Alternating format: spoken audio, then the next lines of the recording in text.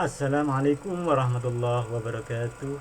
Anak-anakku kelas 8 SMP Sunan Giri yang saya cintai, yang saya banggakan. Gimana anak-anak kabarnya semuanya? Semuanya sehat ya? Ya, kita semuanya berharap selalu di dalam lindungan Allah dan diberikan kesehatan kita dan keluarga kita masing-masing. Ya anak-anak, sehingga pada kegiatan pembelajaran hari ini dapat kalian ikuti dengan penuh semangat, dengan penuh percaya diri bahwa kalian adalah anak-anak yang hebat ya. Ya anak-anak, untuk pembelajaran hari ini yaitu kita masuk pada bab 6. Jadi kalau pada minggu kemarin bab 5, kemudian ada ulangan harian. Sekarang kita masuk pada bab 6.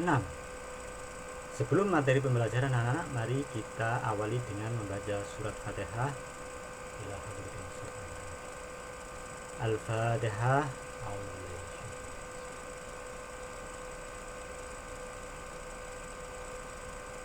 Ya anak-anak, terima kasih. Semoga Allah selalu melindungi kita semua, kita dan beserta keluarga selalu dalam lindungan Allah ya. Ya anak-anak, pada materi pembelajaran hari ini ya, yaitu bab 6. Materi pembelajarannya yaitu kebutuhan karakteristik sarana dan peralatan budidaya ternak kesayangan. Jadi kebutuhannya itu apa? Kemudian karakteristik sarana dan peralatan budidaya ternak kesayangan. Mari kita bahas pada sesi berikutnya, yaitu A. Kebutuhan dan karakteristik sarana dan peralatan budidaya kelinci hias. Yang pertama adalah yang diperlukan dalam kebutuhan dan peralatan dari budidaya ternak kelinci, yaitu satu adalah kandang. Jadi kandang ini sangat diperlukan anak-anak, sama dengan manusia. Jadi kalau manusia itu memerlukan tempat tinggal yang namanya rumah, kalau kelinci yaitu kandang, kalau misalnya burung yaitu sangkar. Jadi masing-masing itu mempunyai kebutuhan tempat tinggal. Tempat tinggal tersebut otomatis memiliki nilai keamanan dan kenyamanan. Begitu juga hewan ternak juga sama. Jadi anak-anak begitu. Jadi kita perlakukan hewan ternak yang dipelihara itu ya, yang kita pelihara itu sebaik mungkin. Jadi kita perhatikan, kemudian pakannya, terus minumnya, perawatannya itu harus kita perhatikan betul ya. Jadi anak-anak begitu ya. Ini kandang harus cukup besar ya. Jadi untuk kelinci minimal 40 kali 50 cm untuk kelinci tipe mini atau kelinci tipe kecil. Nah, itu. Ya. Selanjutnya, adapun untuk kelinci tipe besar minimal menggunakan kandang ukuran 50 kali 60 cm. Jadi selisih 10 cm dari kelinci ukuran mini tadi dan kelinci ukuran besar. Jadi ada selisih 10 cm. Jadi itu patokannya anak-anak ya. Kemudian di dalam kandang harus ada alas yang rata. Jadi alasnya itu serata mungkin. Jadi tidak ada lekuan maupun tonjolan-tonjolan sehingga mengganggu pergerakan dari kelinci tersebut. Juga tidak berlubang. Nah, ini anak-anak yang penting. Jadi apabila anak-anak memelihara kelinci hias itu harus di samping rata juga tempatnya itu tidak berlubang. Nah, fungsinya apa? Fungsinya kalau tertutup rapat tidak berlubang itu agar hewan-hewan lain, ya, hewan-hewan lain seperti misalnya ular ataupun tikus itu tidak bisa masuk dan merusak atau mengganggu ternak tersebut. Nah, itu jadi fungsi agar seteliti mungkin kandang itu dibuat. Kemudian dan juga tidak licin, jadi lantainya, alasnya itu tidak licin. Agar apa? Agar kelinci tersebut tidak mudah terpreset. Kalau terpreset nanti bisa berkali-kali jatuh. Khawatir nanti terjadi cedera. Nah, ini kan eman kalau kita sudah pelihara bagus-bagus, kemudian kelincian tersebut jatuh dan terjadi kecacatan. Nah, ini yang perlu diperhatikan anak-anak, ya. Kita lanjutkan. Yang kedua yaitu tempat makan dan minum. Nah, ini karena apa? Tempat makan dan minum itu diperlukan terus menerus setiap saat, jadi pagi, sore, malam, jadi itu harus disiapkan. Jadi kondisi pakan harus baik, terus minumnya juga baik. Nah, ini anak-anak, tempat makan dan minum bagi kelinci sebaiknya berupa mangkok porselen. Mangkok porselen itu gerabah, ya, jadi anak jadi terbuat dari bahan alami.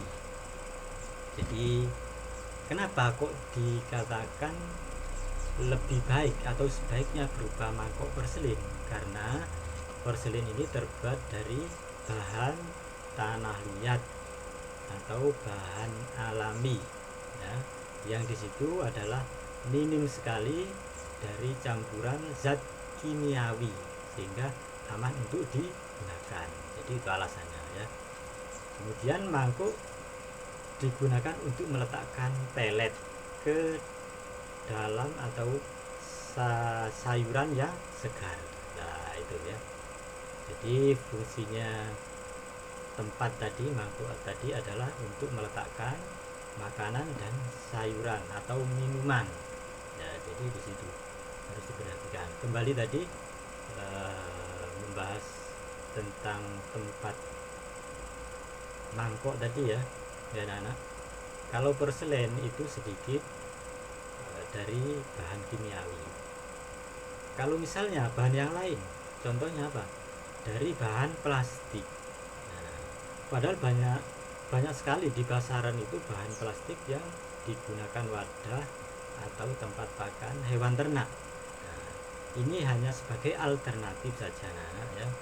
Ya, kalau memang tempat atau mangkok porselen itu sulit didapat di tempat kalian misalnya, ya, itu bisa pakai bahan plastik, tetapi harus selalu terkondisi, ya, terkondisi tempat tersebut harus bersih, ya, kemudian dielap sehingga makanan atau minuman itu tetap steril. Jadi dimakan atau diminum oleh hewan ternak itu tetap steril dan terjaga kesehatannya. Nah, itu anak-anak, ya. Nah, selanjutnya yang ketiga yaitu pagar khusus untuk penyekat ruangan atau playpen. Playpen dapat digunakan untuk bermain kelinci. Penggunaan playpen atau penyekat dapat menghindari kelinci dari bahaya menggerogoti kabel listrik untuk perabotan rumah. Nah, di sini anak-anak, ya. Ini maksudnya menggerogoti kabel listrik untuk perabotan rumah itu adalah rumah untuk kelinci tersebut. Jadi biasanya itu di kandang itu kan ada lampu, ya, ada peralatan lainnya itu pakai kabel. Nah, kalau ada penyekatnya itu kelinci tersebut tidak mudah untuk misalnya bermain-main, menggigit-gigit sehingga kabel tersebut terkelupas, sehingga berbahaya bagi ternak tersebut. Nah, itu anak-anak, ya. Jadi kita lanjutkan. Yang keempat yaitu mainan dan tempat persembunyian. Nah, sama dengan manusia. Jadi ya, ada mainan, ada tempat persembunyian. Misalnya anak-anak ya. Jadi khususnya anak-anak. Jadi misalnya ada yang bermain, kemudian sama temannya. Nah, ada tempat persembunyian.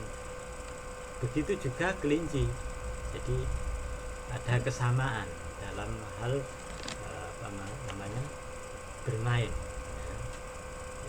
Bermain dengan cara kelinci. Kelinci merupakan hewan yang sering penasaran, ya Pak.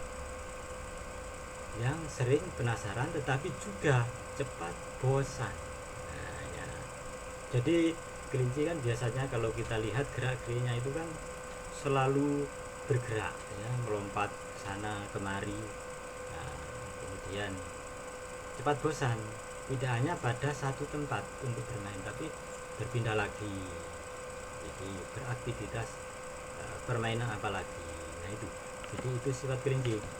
Nah, jadi untuk menstimulasi atau mendorong otak kelinci agar tetap tidak mudah bosan, nah ini caranya adalah berikan mereka mainan yang aman jika digigit atau digerogoti, seperti misalnya seperti bola dari anyaman, yakni Quaker Ball. Kelinci juga butuh tempat persembunyian agar merasa aman. Nah, ini anak-anak. Jadi butuh juga permainan. Jadi apa ya? Sama. Jadi dibuat kita memelihara hewan, ya, atau binatang apapun itu kita perlakukan dengan senyaman mungkin, sesenang mungkin, nah, agar hewan tersebut juga merasakan senang, nah, merasa apa namanya yang punya tadi memperhatikan, memelihara, kemudian pertumbuhannya akan cepat besar dan sehat. Nah itu harapan kita, itu anak-anak ya. Coba. Nah ini tadi, kalau tadi kita membahas penjelasan dari bab 6, sekarang adalah contoh. Jadi contoh-contoh yang kita bahas tadi, misalnya kandang kelinci. Jadi kandang kelinci ini ada beberapa macam bahan, ya. Jadi anak-anak, ini yang pertama adalah kandang kelinci dari bahan kayu. Jadi ini dari balok-balok kayu, ya, papan-papan kayu ini diolah kemudian dibentuk seperti apa, rumah-rumahan. Nah, jadi kelihatannya bagus bila kita memandang, orang lain memandang itu akan kelihatan bagus, dan kelinci akan juga kerasan di sini, ya, karena tempatnya nyaman. Kemudian ini juga, ini bahannya dari kawat ram. Nah, jadi kawat yang besar itu kemudian dibentuk, dibuat ram-raman seperti ini. Jadi juga bisa dipakai sebagai kandang kelinci. Nah kemudian ini kandang kelinci dan pagar. Nah jadi satu, jadi anak-anak ya, jadi satu rangkaian. Jadi boleh terpisah, misalnya kandangnya dibuat sendiri, kemudian pagarnya itu memutar, memutar belakang, kanan, kiri, depan, itu bisa juga. Tapi ini untuk lebih praktisnya dibuat kandangnya menyatu dengan pagar. Nah, ini. Jadi ini bentuk rumah-rumahannya, ya, rumah kelinci, kemudian di depannya langsung pagar agar kelinci tidak kemana-mana, tidak bisa keluyuran, tetap pada area kandang tersebut. Ya, kita lanjutkan. Nah ini tempat makan dan minum. Nah, jadi kalau tadi adalah yang dibahas adalah tempat makan dan minum bahan dari keramik atau porselen. Nah ini bahannya, ya, bentuk tanah liat. Kalau kemarin anak-anak membuat bahan liat gerabah, ya, tapi belum dibakar, ya itu contohnya seperti itu anak-anak, ya. Jadi bahannya kan alami dari tanah liat, cuma karena kondisi ya, jadi belum tidak memungkinkan untuk membakar, jadi perlu tungku, perlu macam-macam. Jadi anak-anak cukup praktek untuk membuat bahannya saja, jadi mengolah bahan dasarnya kemudian dibentuk menjadi pot, menjadi asbak dan lain-lain. Nah, itu bagus sekali ya. Jadi ini contohnya tempat minum kelinci ya. Kemudian ini bahan dari plastik, jadi ini jadi satu ya, antara tempat makan dan minum dijadikan satu. Lebih praktis. Kemudian ini juga ada bahan dari keramik ya, yang bentuknya gandeng menjadi satu antara tempat makan dan minum. Nah ini ya. Selanjutnya adalah ini, coba ini bahan dari plastik ya. Ini anak-anak, jadi dalam perkembangan, kalau zaman dulu itu terpisah tempat makan dan minum, kemudian nanti kalau habis itu dituang, habis dituang lagi. Kalau ini adalah lebih praktis ya, lebih praktis. Ini bisa ditinggal, misalnya ini tempat minum ini ya, tempat minum ini apabila habis nanti, karena di galon ini ada cadangan alirannya ke sini, maka apabila habis akan mengalir ke tempat minum. Nah, itu. Apabila ada misalnya ada keperluan, misalnya ditinggal, jadi hewan ternaknya di rumah ditinggal 1-2 hari, itu bisa. Karena apa? Karena sudah ada ketersediaan air dalam galon tadi. Nah, itu anak-anak ya. Jadi pembahasan pada materi bab 6 ini saya kira ya sudah cukup ya. Dan apabila ada anak-anak yang kurang paham pada materi-materi pembahasan di bab 6 ini, anak-anak bisa tanya baik lewat WA maupun lewat FB, silahkan. Jadi anak-anak tumbuhkan rasa ingin belajar, rasa ingin tahu, sehingga menambah pengetahuan dan wawasan kalian tentang materi pelajaran prakarya ataupun pelajaran-pelajaran yang lain. Silakan ya anak-anak. Untuk materi pembelajaran ini ya saya akhiri. Semoga anak-anak bisa memahami dan menyerap, kemudian anak-anak bisa menambah ilmu pengetahuan ya, untuk sebagai perbekalan pada